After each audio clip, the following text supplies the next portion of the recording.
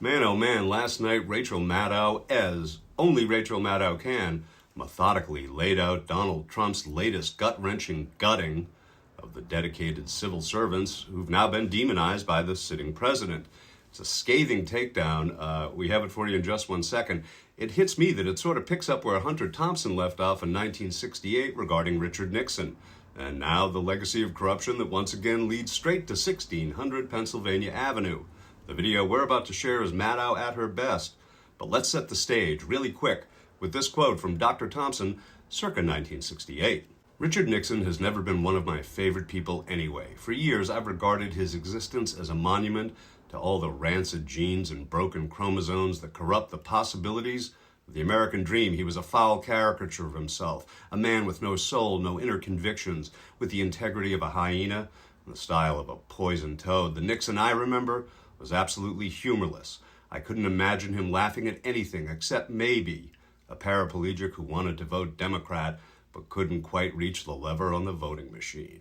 So it seems what was old is now new again. Let's pick it up right from there, from Hunter Thompson over to Rachel Maddow just last night on MSNBC. Now to a story that we have been following over the course of this evening in Washington. And you have probably, over the course of the night, as this story has been developing, you've heard frequently the term Saturday Night Massacre, right? So the difference is this. When you hear the term Saturday Night Massacre, that is about Nixon, right? President Nixon was under investigation by the Justice Department. On a Saturday night in 1973, he decided, screw it, I will no longer stand for that. And so on a Saturday night in 1973, Nixon ordered the Attorney General to fire the prosecutor that was leading the investigation into Nixon. The Attorney General said no, and he resigned. Then Nixon ordered the Deputy Attorney General to fire the prosecutor leading the investigation. He, too, said no and resigned. Then Nixon ordered the number 3 official at the Justice Department to fire the prosecutor leading the investigation into him. And finally, he did it. And that was the Saturday Night Massacre. That was President Nixon's way of trying to stop an ongoing investigation of himself, which he both hated and feared. That is the Saturday Night Massacre. It is a very famous thing in American politics and law. But the Saturday Night Massacre, importantly, did not work.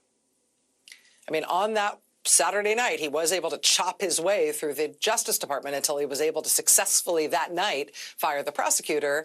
But it was a very short-lived victory. Only 10 days later, Congress opened proceedings to impeach him. 2 days after that, Justice Department just appointed another special prosecutor to replace the one that Nixon had gotten fired. So that investigation proceeded. We all know how it ended.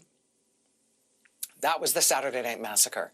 It was a dramatic and unsuccessful effort, one that was ultimately ruled to be illegal.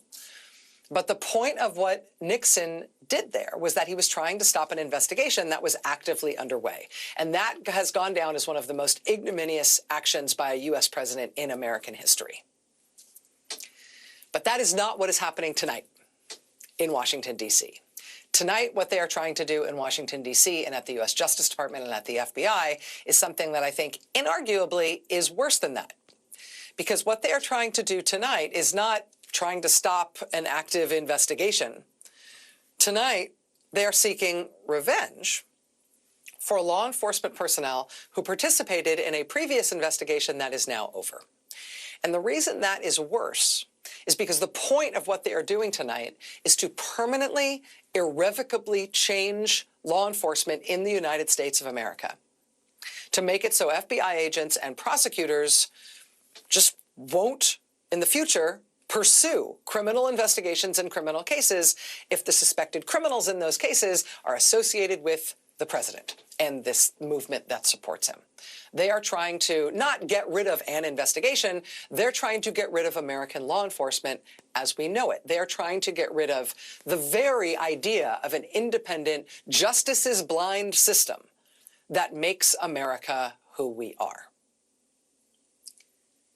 This is not the Saturday Night Massacre. This is considerably worse, and it is hard to see how what happens tonight can be corrected, can be undone, the way the Saturday Night Massacre was undone within 12 days. This is a really serious thing. Now, Before tonight, they had already fired prosecutors who had worked on the special counsel's investigation that brought charges against President Trump. The charges for the alleged hoarding and mishandling of classified documents, charges for illegally trying to overthrow the results of the 2020 presidential election. They already fired prosecutors involved with those investigations. What they are doing tonight is apparently attempting a mass purge of prosecutors who worked on all the other January 6th cases, the ones just involving rioters who attacked the Capitol building on Trump's behalf. Tonight, approximately 30 prosecutors who worked on January 6th rioter prosecutions have all been fired. We are going to be speaking with one of those prosecutors in just a moment. Beyond that, they appear to be in the midst of a mass purge at the FBI. At least a half dozen senior leaders of the FBI have already been told to resign or be fired on Monday. Beyond that senior leadership, though, they're also trying to remove just normal FBI line agents, potentially hundreds or even thousands of them. Now, as I mentioned at the top of the hour, this is still an emerging story. Details may yet evolve as this story develops and we learn more.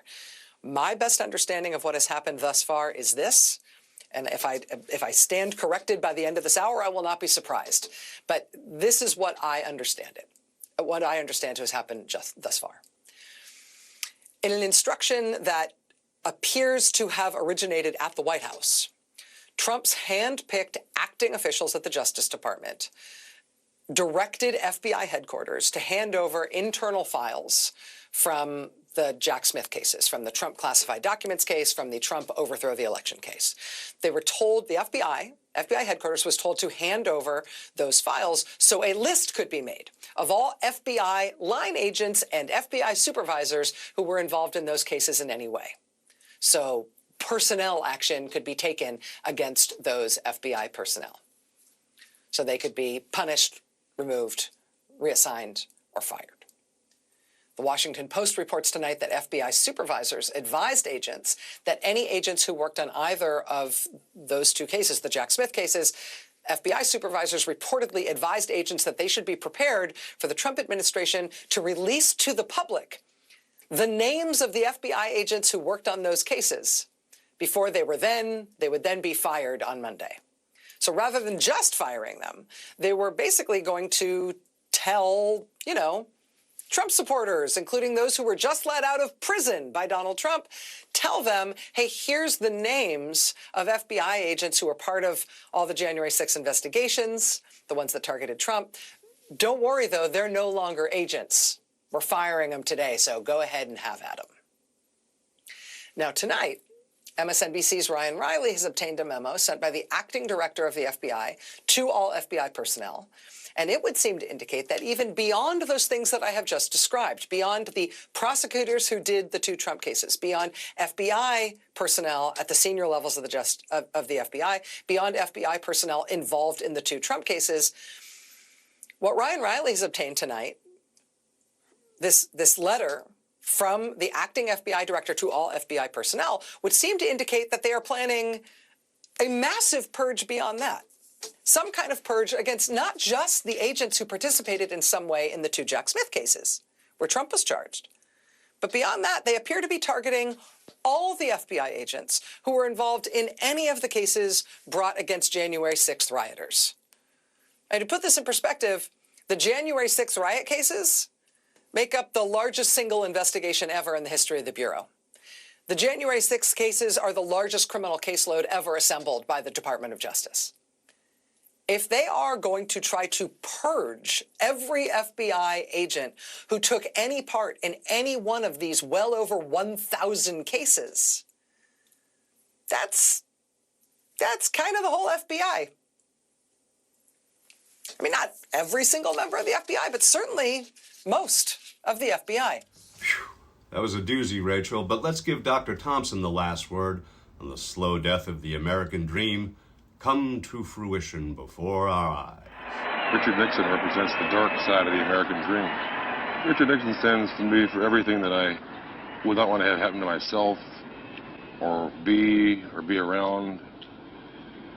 He stands for everything that I not only have contempt for, but dislike and think should be stomped out.